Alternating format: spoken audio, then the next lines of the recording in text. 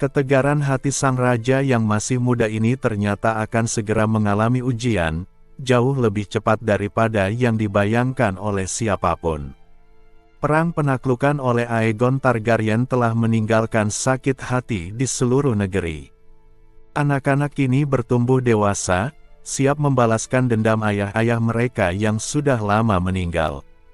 Para ksatria mengenang masa lalu, ketika seorang pria hanya bermodalkan pedang, kuda dan baju zirah bisa maju berperang dan meraih kekayaan dan kemuliaan.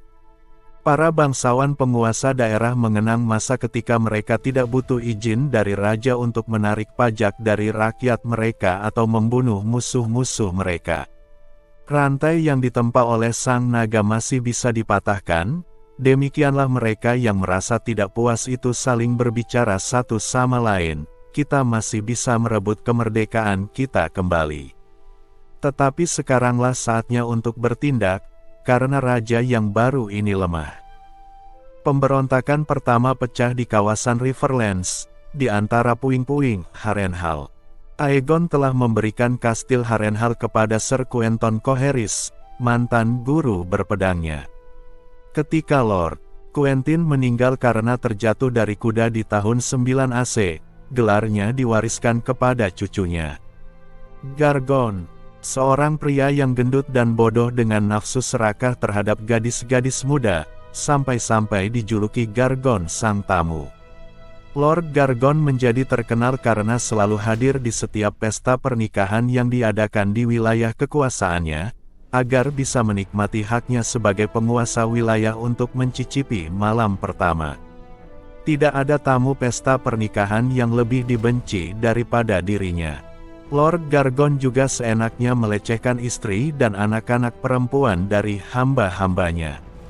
Raja Aenys masih dalam rangka kunjungan kerajaan, dan sedang bertamu di tempat Lord Tully di Riverrun, ketika ayah dari seorang pelayan wanita yang telah dinodai oleh Lord Coherys membukakan pintu belakang Harrenhal bagi seorang bandit yang menyebut dirinya Haren the Red, yang mengaku sebagai cucu dari Haren Hoare, raja penguasa Iron Islands dan Riverlands di masa lalu.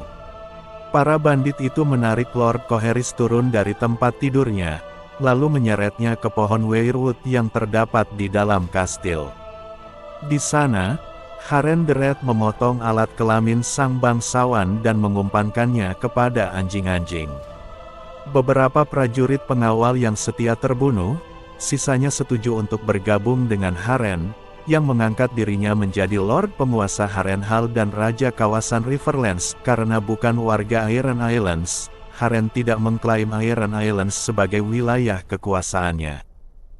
Ketika kabar itu tiba di Riverrun, Lord Tully mendesak sang raja untuk segera menaiki naga Quicksilver dan menyerang Harrenhal sama seperti ayahnya dulu. Namun yang mulia, mungkin karena teringat akan kematian ibunya di Dorne, malahan menyuruh Lord Tully untuk menghimpun para pengikutnya. Sambil menunggu mereka berkumpul, sang raja memilih untuk tetap tinggal di Riverrun. Hanya setelah terkumpul 1000 orang prajurit, barulah Aenys bergerak. Namun, ketika mereka tiba di Harrenhal, kastil itu sudah kosong. Tinggal mayat-mayat berserakan. Haren the Red telah membantai para pelayan Lord Gargon yang masih setia, lalu membawa gerombolannya masuk ke dalam hutan. Ketika Aenys kembali ke King's Landing, serangkaian kabar buruk telah menanti. Di kawasan The Valley, adik dari Lord Ronel Arryn, Jonos, telah menggulingkan dan memenjarakan kakaknya, yang selama ini setia kepada kerajaan. Jonos telah mengangkat dirinya menjadi raja dari kawasan Mountain and Valley. Di Iron Islands, seorang pendeta muncul dari laut, mengangkat diri sebagai raja dengan nama Lodos 2 kali tenggelam, dan mengaku sebagai putra dari Dewa Dronetgat, yang akhirnya kembali ke Iron Islands setelah mengunjungi wilayah kekuasaan ayahnya, Dewa Dronetgat. Di kawasan Pegunungan Merah, Dorne, seseorang mengaku sebagai raja dengan gelar Raja Burung Nasar Vulture King. Ia berseru kepada semua rakyat Dorne untuk membalas dendam atas semua kejahatan yang dilakukan oleh keluarga Targaryen kepada Dorne. Walaupun Putri Deria Martell, penguasa resmi Dorne, menolak mengakui sang Raja Burung Nasar, dan bersumpah bahwa dia dan rakyat Dorne yang masih setia kepadanya hanya menginginkan perdamaian, ribuan orang berkumpul untuk mendukung sang Raja Burung Nasar. Mereka beramai-ramai datang dari atas bukit dan dari daerah berpasir. Dengan melalui jalur kambing di pegunungan, mereka mulai memasuki wilayah Dorich. Si Raja Burung Nasar ini setengah gila, dan para pengikutnya hanya sekumpulan gembel yang tidak kenal disiplin dan tidak pernah mandi, tulis Lord Harmon Dondarrion kepada sang raja. Baunya saja sudah tercium dari jarak 250 km. Tidak lama kemudian, gerombolan gembel itu menyerbu dan merebut kastil Blackhaven milik Lord Dondarrion. Si Raja Burung Nasar sendiri yang memotong hidung Lord Dondarrion, sebelum membakar abis kastil Blackhaven dan pergi berlalu. Raja Aenys tahu bahwa pemberontakan-pemberontakan ini harus dipadamkan, tapi tampaknya ia tidak bisa memutuskan harus memulai dari mana. Grand Maester Gawain menulis bahwa sang raja tampaknya tidak bisa memahami kenapa semuanya ini terjadi. Bukankah rakyat jelata mencintainya? Jonos Arryn, Lodos, Raja Burung Nasar, apakah sang raja telah berbuat salah kepada mereka? Kalau mereka punya keluhan, kenapa tidak dibicarakan saja dengan sang raja?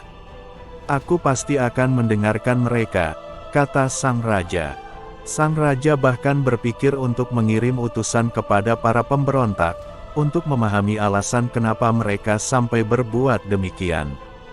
Merasa khawatir kota King's Landing mungkin tidak aman karena Harren the Red berada di dekat-dekat situ, sang raja mengirim istri dan anak-anaknya ke Pulau Dragonstone.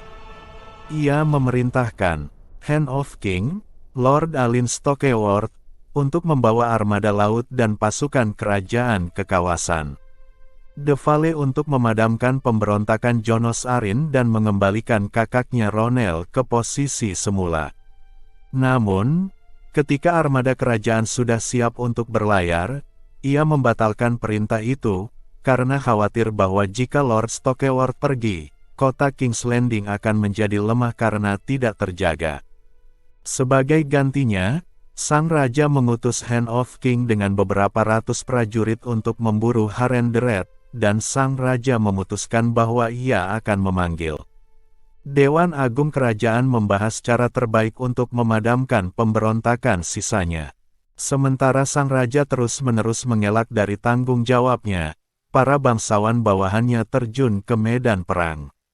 Sebagian dari mereka bertindak atas inisiatif mereka sendiri, sebagian lagi di bawah koordinasi Ibu Suri Visenya Targaryen. Di kawasan The Valley, Lord Allard Royce dari Runestone menghimpun 40 orang lord yang masih setia, dan berbaris ke The Eyrie. Mereka dengan mudah mengalahkan para pendukung dari sang raja dari Mountain dan Valley. Namun, ketika mereka menuntut agar lord atasan mereka, Ronel Arryn, dibebaskan, Jonos Arryn mengirim kakaknya kepada mereka melalui Mundor. Itulah akhir tragis bagi Ronel Arryn, yang pernah terbang di atas punggung naga memutari gunung Giantlands sebanyak 3 kali. Kastil The Eyrie tidak bisa ditembus dengan serangan biasa, maka Raja Jonos dan para pengikut fanatiknya meludah dengan hina kepada para bangsawan yang setia kepada pihak kerajaan, dan bersiap-siap untuk sebuah pengepungan, sampai Pangeran Maegor muncul di atas langit, menunggangi naga. Balerion, putra Aegon sang penakluk ini akhirnya memilih seekor naga untuk dijadikan tunggangannya. Tidak tanggung-tanggung, ia memilih Balerion the Black Dread, naga terhebat dari semua naga yang ada. Daripada menghadapi semburan api naga, pasukan penjaga The Eyrie menangkap si raja palsu dan menyerahkannya kepada Lord Royce. Ia membuka Mundor sekali lagi, dan menghukum Jonos dengan cara yang sama dengan bagaimana ia membunuh saudaranya. Karena menyerah, para pengikut sang raja palsu lolos dari amukan api naga, namun tidak lolos dari kematian. Setelah mengambil alih daerah, Pangeran Maegor menghukum mati mereka semua tanpa tersisa. Bahkan, mereka yang berdarah bangsawan pun tidak diizinkan untuk mati oleh pedang, para pengkhianat hanya layak dihukum gantung, kata Maegor. Maka, para ksatria yang tertangkap itu digantung dalam keadaan telanjang di tembok kastil daerah, menendang-nendang sementara leher mereka terjerat tali gantungan dan mati perlahan-lahan. Hubert Arryn, sepupu dari kedua kakak beradik yang telah meninggal itu, diangkat menjadi Lord Penguasa The Valley. Karena ia sudah mendapatkan 6 anak lelaki dari istrinya, seorang lady dari keluarga Royce di Runestone, suksesi di keluarga Arryn tampaknya akan berjalan dengan aman. Di Iron Islands, Goren Greyjoy, Lord Reaper of Pike, menghabisi Raja Lodos II dengan sama cepatnya. Ia menghimpun 100 kapal dan mengerahkannya ke Oldwick dan Greatwick, di mana pengikut sang raja palsu paling banyak berada, dan membantai ribuan orang. Setelah itu, Lord Goren Greyjoy mengawetkan kepala dari sang raja palsu di dalam air garam, dan mengirim kepala itu ke King's Landing. Raja Aenys merasa sangat senang dengan hadiah itu, sampai-sampai ia berjanji untuk mengabulkan satu permintaan apapun yang diajukan oleh Lord Greyjoy. Sebuah keputusan yang tidak bijak. Lord Goren, yang ingin membuktikan dirinya sebagai pengikut Dewa Dronet God sejati, memohon kepada Raja hak untuk mengusir semua Septon dan Septa yang telah datang ke Iron Islands guna mengajak warga Iron Islands untuk beralih memuja Dewa Seven. Raja Aenys tidak punya pilihan kecuali menyetujui permohonan itu. Pemberontakan terbesar dan paling mengancam tetap berasal dari sang Raja Burung Nasar di Dorne. Walaupun Putri Deria Martell terus mengeluarkan titah dari Sunspear, yang menolak mengakui sang Raja Burung Nasar, banyak orang yang curiga kalau-kalau sang putri sebenarnya bermain sandiwara. Sebab ia tidak memimpin pasukan langsung ke lapangan untuk menghadapi para pemberontak itu, dan ada isu bahwa ia diam-diam mengirimkan pasukan, uang dan perbekalan kepada mereka. Tidak peduli apakah isu itu benar atau tidak, yang pasti ratusan ksatria dan beberapa ribu prajurit tombak Dorne yang berpengalaman telah bergabung dengan gerombolan gembel sang Raja Burung Nasar. Dan gerombolan itu telah tumbuh menjadi sangat besar, lebih dari 30.000 orang banyaknya. Saking besarnya pasukan yang dimiliki oleh sang Raja Burung Nasar, ia sampai mengambil sebuah keputusan gegabah dan membagi dua kekuatan yang ia miliki. Sementara ia sendiri berbaris ke barat menuju ke Kastil Nightsong dan Hornhill dengan separuh pasukannya, sisanya pergi ke timur untuk mengepung Stonehelm, kastil milik House Swan. Pasukan ini dipimpin oleh Lord Walter Will, anak dari Lord Will of Will, yang lebih dikenal dengan julukan Widolover. Kedua pasukan itu sama-sama menghadapi bencana. Orys Baratheon, yang kini dijuluki Orys Si Tangan Satu, bergerak dari Storm's End untuk terakhir kalinya, untuk menghantam pasukan Dorne yang berada di Stonehelm. Ketika Walter Will tertangkap dan dibawa ke hadapannya dalam keadaan terluka namun masih hidup, Lord Orys Baratheon berkata, "Ayahmu mengambil tanganku. Jadi, kuambil tanganmu sebagai ganti rugi," sambil memotong tangan kanan Lord Walter. Lalu Orys Baratheon memotong tangan Walter yang satu lagi, dan juga kedua kakinya, sambil berkata bahwa tangan dan kaki tambahan itu adalah bunganya. Anehnya, Lord Orys Baratheon sendiri meninggal dunia saat dalam perjalanan pulang ke Storm's End akibat luka-luka yang dideritanya selama pertempuran. Namun putranya, Davos Baratheon, berkata bahwa Orys meninggal dengan hati yang puas, sambil tersenyum memandangi potongan tangan dan kaki yang digantung di atas tendanya seperti seikat bawang. Nasib sang Raja Burung Nasar sendiri tidak kalah apes. Gagal merebut Night Song, ia membatalkan pengepungan dan berbaris ke barat. Tapi ia dikejar dari belakang oleh Lady Charon, yang hendak bergabung dengan pasukan kuat di bawah pimpinan Harmon Dondarion, Lord penguasa Blackhaven yang hidungnya telah dipotong oleh sang Raja Burung Nasar. Sementara itu, Lord Samuel Tarly dari Hon Hill mendadak muncul dari samping barisan Dorne dengan membawa ribuan ksatria dan pemanah. Lord Samuel Tarly dikenal juga dengan julukan Savage Sam, Sam si buas, dan ia buktikan julukan itu di dalam pertempuran berdarah yang kemudian terjadi. Ia merubuhkan lusinan orang Dorne dengan pedang pusaka baja Valyria miliknya, Hertzbane.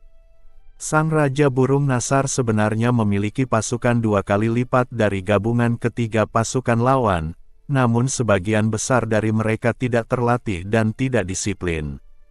Saat dihantam dengan pasukan ksatria berbaju zirah dari depan dan belakang sekaligus, mereka hancur berantakan. Membuang tombak dan perisai mereka, pasukan Dorne bubar dan melarikan diri ke arah pegunungan yang jauh. Namun Lady Charon, Lord Dondarion dan Lord Tarly mengejar dan membunuhi mereka. Kelak peristiwa ini akan dikenal dengan nama, Perburuan Burung Nasar.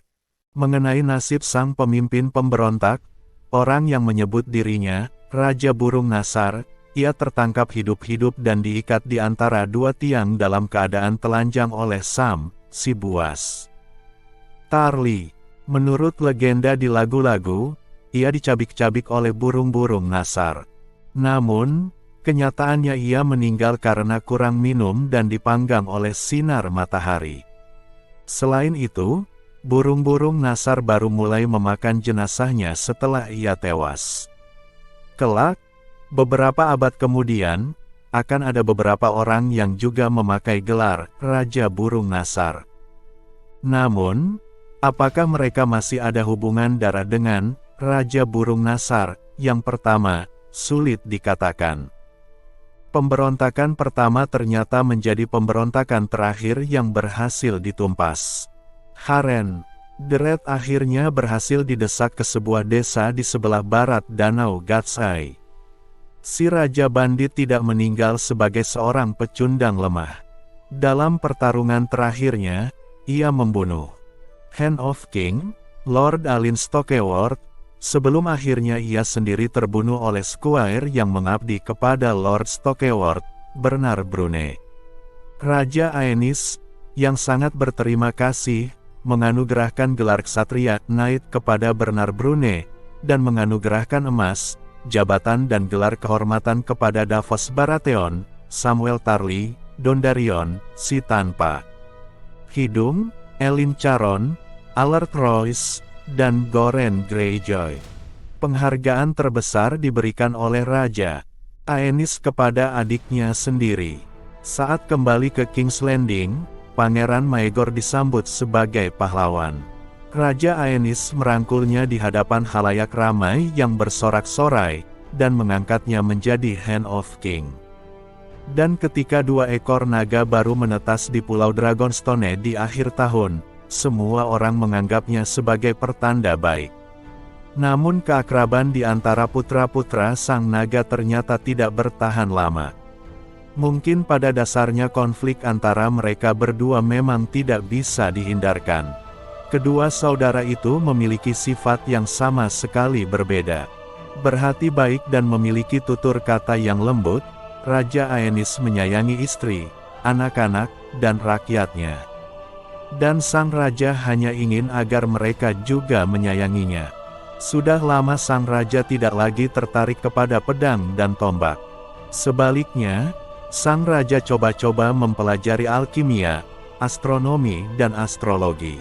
Sang raja menyukai musik dan tarian, mengenakan pakaian mewah dari sutra, benang emas, dan beludru. Sang raja juga suka ditemani oleh para maester, septon, dan kaum intelek lainnya. Adiknya, Maegor, yang lebih tinggi, memiliki bahu yang lebih lebar, dan memiliki kekuatan yang mengerikan, sama sekali tidak tahan dengan hal-hal semacam itu. Ia lebih menyukai perang, kejuaraan antar ksatria, dan pertarungan. Ia dianggap sebagai salah satu ksatria terbaik di Westeros, walaupun keganasannya di medan perang dan tindakan kejamnya terhadap lawan yang sudah kalah juga tak kalah tersohor. Raja Aenys selalu ingin menyenangkan semua orang. Saat menghadapi kesulitan, sang raja akan menjawabnya dengan perkataan yang lembut. Sementara Maegor akan selalu menjawab dengan baja dan api. Grand Maester Gawain menulis bahwa Raja Aenys mempercayai semua orang, namun Maegor tidak mempercayai siapapun. Menurut pengamatan Grand Maester Gawain, Raja Aenys gampang dipengaruhi, berubah-ubah seperti rumput alang-alang yang tertiup angin, seringkali menuruti begitu saja penasehat terakhir yang berbicara kepadanya. Pangeran Maegor, sebaliknya, sekaku tongkat besi. Tidak mau tunduk kepada siapapun. Tidak mau menurut kepada siapapun.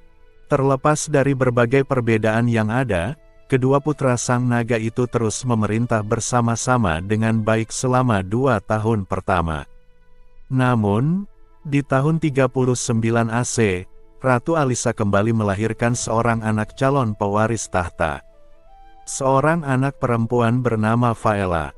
Sayangnya, anak itu meninggal dunia tidak lama kemudian. Mungkin, bukti kesuburan dari sang ratu inilah yang mendorong Pangeran Maegor untuk melakukan perbuatan itu. Apapun alasannya, Pangeran Maegor mengejutkan seluruh negeri dan sang raja ketika ia mendadak mengumumkan bahwa Lady Cerys ternyata mandul, maka ia mengambil istri kedua yaitu Alice Harroway, putri dari Lord Penguasa. Hal yang baru, pernikahan dilaksanakan di Pulau Dragonstone, di bawah pengawasan Ibu Suri. Visenya, karena Septon yang bertugas di Kastil Dragonstone menolak memimpin upacara pernikahan itu, Maegor dan pengantin barunya dinikahkan dalam upacara Valyria, dinikahkan dalam darah dan api. Pernikahan ini terjadi tanpa izin, sepengetahuan, maupun kehadiran Raja Aenys. Ketika pernikahan ini ketahuan, kedua saudara tiri ini bertengkar hebat. Dan bukan hanya sang raja yang marah. Lord Hightower, ayah dari Lady Cerys, protes kepada raja, menuntut agar Lady Alice disingkirkan. Dan di Stericep, Old Town, sang High Septon bahkan sampai menolak mengakui pernikahan Maegor, menyebutnya sebagai dosa dan perzinahan. High Septon bahkan memanggil istri baru Maegor sebagai si pelacur Harroway. Tidak ada penganut sejati agama Fight of the Seven, baik pria maupun wanita, yang akan tunduk dan memberi hormat kepada wanita sejalang itu, kata sang High Septon. Pangeran Maegor tetap keras kepala. Ia mengingatkan bahwa ayahnya telah menikahi kedua saudari perempuannya. Larangan dalam agama Fight of the Seven mungkin berlaku bagi manusia biasa, namun tidak berlaku bagi darah keturunan naga.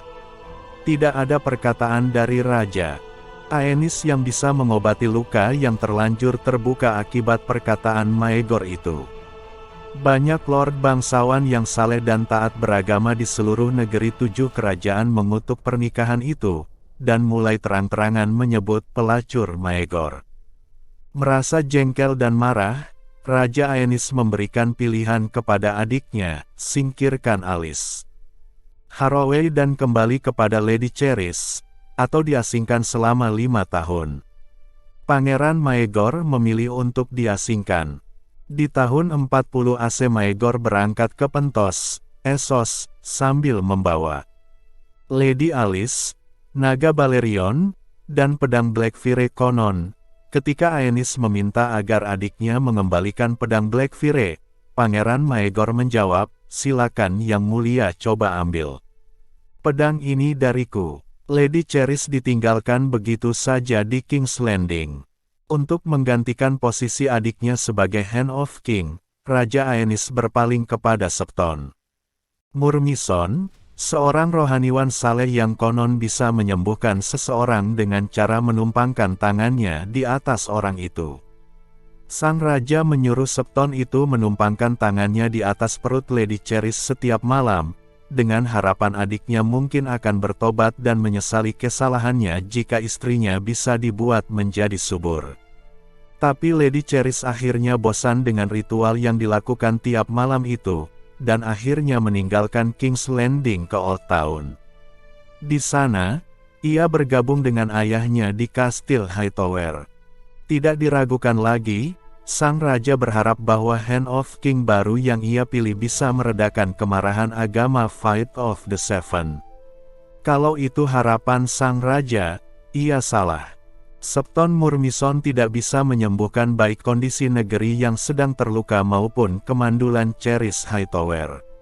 Sang High Septon terus mengamuk, dan di seluruh negeri para bangsawan di aula mereka masing-masing mulai membicarakan lemahnya sang raja. Bagaimana ia sanggup mengendalikan negeri 7 kerajaan bila ia bahkan tidak sanggup mengendalikan adiknya sendiri, kata mereka. Namun,